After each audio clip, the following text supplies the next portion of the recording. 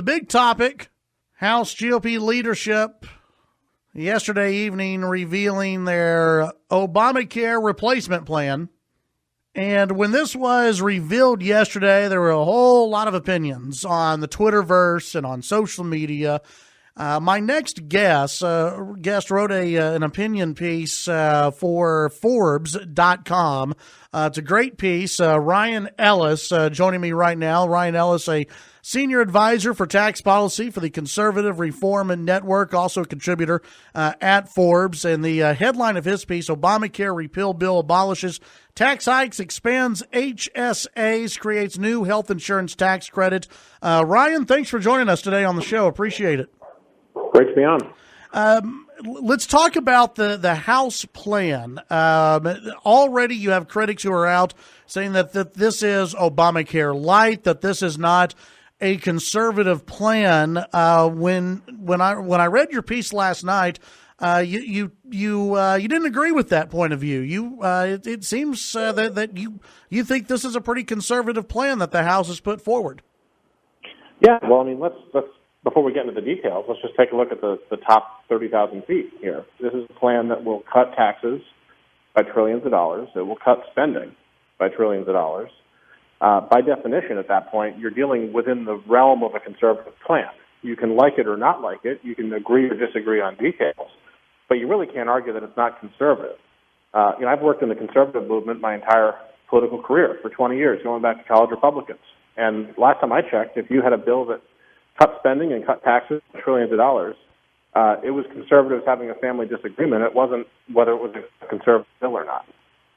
So let's go through and find out what exactly this plan does that's been proposed by House leadership. First and foremost, it takes away that individual mandate, correct? Yes, it does. It zeroes out the individual mandate and zeroes out the employer mandate, so that's not only taken away, it's taken away retroactively. If anyone paid the individual mandate on their 2016 taxes, let's say they filed early this year, and I've already paid the individual mandate, they can file an amended return and get it back. So that takes it away. Obamacare taxes. What happens with the Obamacare taxes? Takes away almost all of the Obamacare taxes, including the 3.8 percentage point Medicare payroll tax rate, takes away the 3.8% hike in the capital gains dividends rate, takes away all these tax increases when you go to the drugstore, whether you can get over-the-counter medicines pre-tax, takes away all these tax increases on HSAs and FSAs that we get at work, takes away the medical device tax. All these taxes that you've heard about in Obamacare, takes them all away with the exception of one. The one that it leaves behind, it delays by a few years. It's called the Cadillac plan tax. So it's a tax on very high-cost health insurance plans. And that had to be left in for technical budgetary reasons, not because they wanted to, but because they were afraid under Senate rules if they took that out, it might endanger the overall bill. They did the best they could to take every piece out. They just about got there. I think they substantially did get there. The one piece that I've seen some conservatives talk about, like Rand Paul, when they say that this is Obamacare light, I think what they mainly point to are these refundable tax credits, correct? Yeah, that's usually the main criticism. Okay, so what are these tax credits, and how would it affect people who are out shopping for health insurance? How would this affect people? Well, refundable tax credits are something that I've heard about my entire life. If you've read any conservative health policy at any point from the 1980s onward, most of the time the conservative solution has been to give individuals the ability to purchase health insurance and to have a refundable tax credit to help purchase health insurance. That's nothing new. That isn't an innovation in this bill. It was in every single major health reform bill that presidential candidates, nominees have run on for 30 years, really. So the way it works in this bill is it's age adjusted. So it recognizes that as you get older, your health insurance costs rise. So if you're in your 30s, your refundable credit is $2,500. If you're in your 20s, it's $2,000. If you're in your 60s, it's $4,000. So it has a different tier level of what your refundable credit's going to be.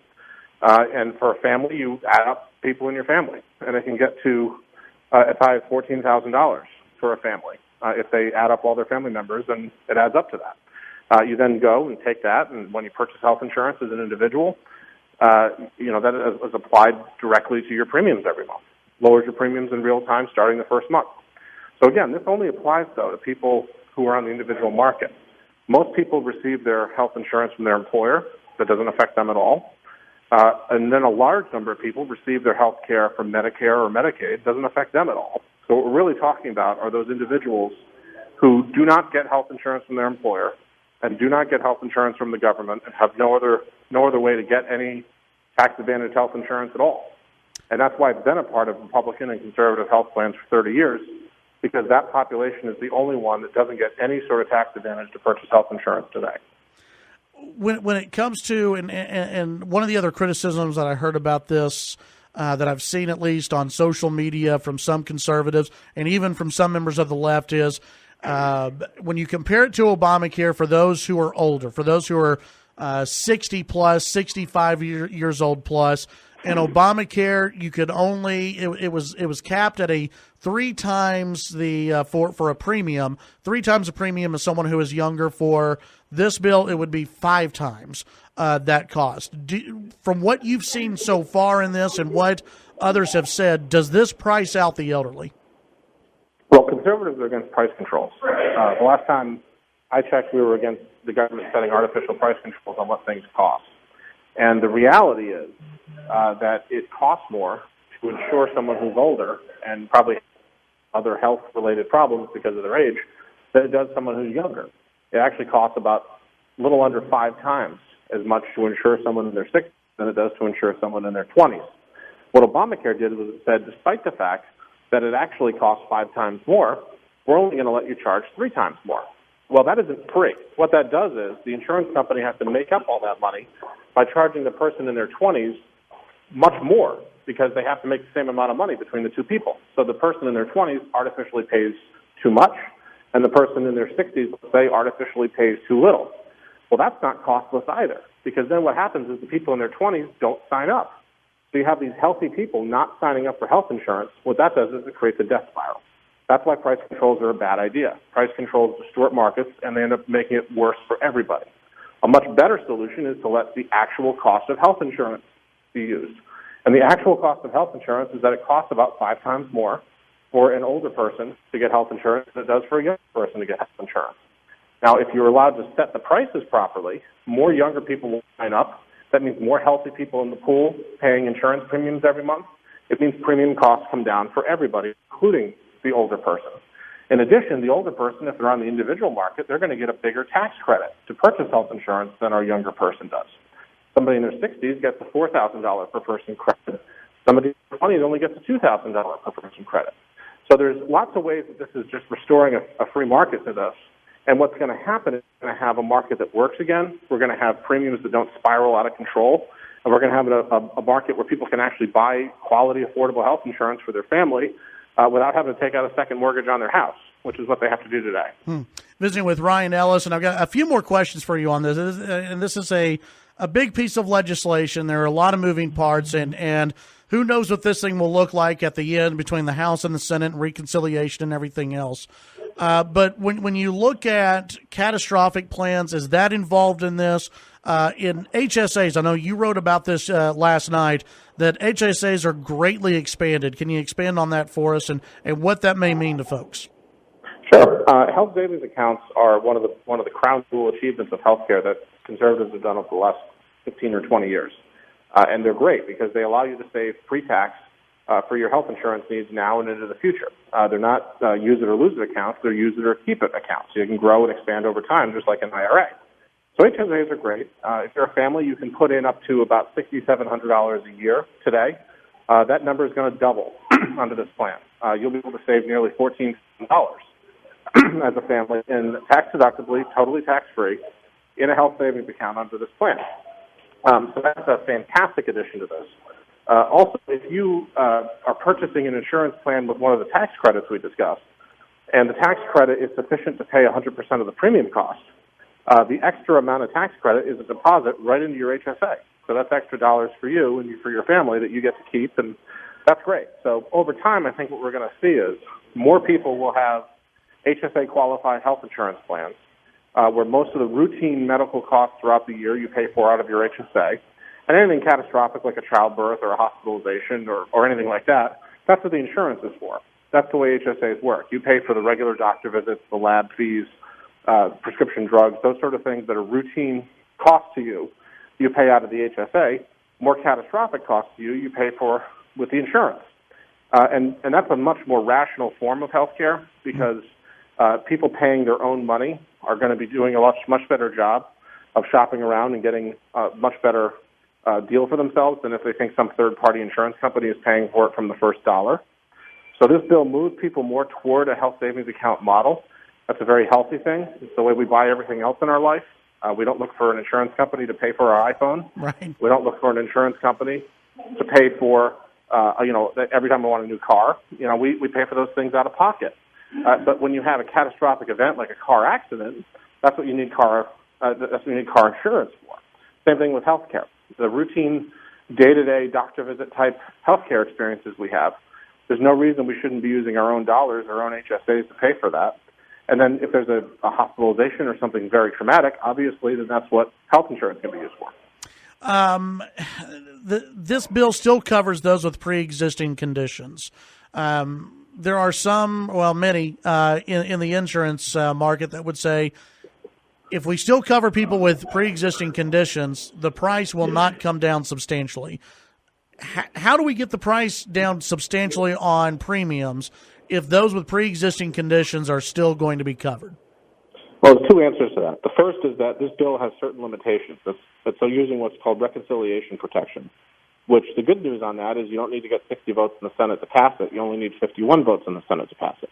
The bad news is that it's limited to tax and budget issues only. So a regulatory issue like you just described, this pre-existing condition, it's called guaranteed issue mandate, is something that's not germane. It's not something that can be included in this and still have it be a 51-vote Senate vehicle. So how do we get around that? Well, for one thing, there have something in this bill called the continuous coverage provision. And a continuous coverage provision says, look, if you do the right thing and you stay insured even in the months when you're healthy and you're paying insurance premiums and you're putting in every month and you're doing the right thing like most people do, then if you have a catastrophic health event, you're not going to have a problem getting insurance. If you switch jobs, if you move to the individual market, if you move to a government plan or in between any of those, you're not going to have any problem getting health insurance. But if you try to game the system and you say, well, you know what, I don't need any health care right now. I'm going to go uninsured for the next couple of years. And I'm going to wait until I'm sick to sign up, which is what happens a lot today. Right. And it creates death spiral. Then what will happen to you is you're going to have to pay an extra 30% on your premiums when you do sign up. You'll be able to get health insurance, but you're going to have to pay in some of what you should have been paying in all that time. So for the first year that you're reinsured at that point, you're going to have to pay a 30% premium. So if your premium was $300 a month, you're going to be paying $390 a month for your health insurance. Visiting with Ryan Ellis. Before I let you go, you've probably heard this argument from those like Rand Paul, Ted Cruz, Justin Amash, who say government should be completely out of the healthcare business. We should have nothing to do with it. This is one of the reasons why it's Obamacare light, because the government still has something to do with it. At this stage and where we are with Obamacare, is it reasonable to say we can have a piece of legislation that gets the federal government completely out of health care? No, it's not. There's nobody in the U.S. Congress or outside the U.S. Congress that gets to the right of me. I'm one of the most conservative people you're ever going to meet. I would love nothing more than to have government not involved in health care. That's something that's happened for the last 100 years. The government's deeply involved in health care today. Medicare is a government health care program. Medicaid is a government health care program. Every veteran in America has a Veterans Administration. Every service member has TRICARE that they have. If you go to work, you have a tax-free health insurance benefit that you benefit from at work. Self-employed people get to deduct their health insurance premiums. If you're on Obamacare, you have all sorts of ways to do it. So the reality is that government is deeply involved in healthcare today. The question is, are we moving more toward a free market healthcare solution with this bill? Does this bill move more in the direction of free markets and away from the disaster that is Obamacare? And the answer is clearly yes. Ryan Ellis, I appreciate your time today. Very informative, and I hope we get to speak in the future as this makes its way through the House and through the Senate, and where it goes from there, we'll see what happens. So I appreciate your time today, Ryan. Sounds great. Thank you. That's Ryan Ellis. You can we'll actually link to his piece on Forbes in the podcast that we'll have up at KFYO.com. You can also follow him on Twitter at Ryan L. Ellis. Ryan L. Ellis on Twitter.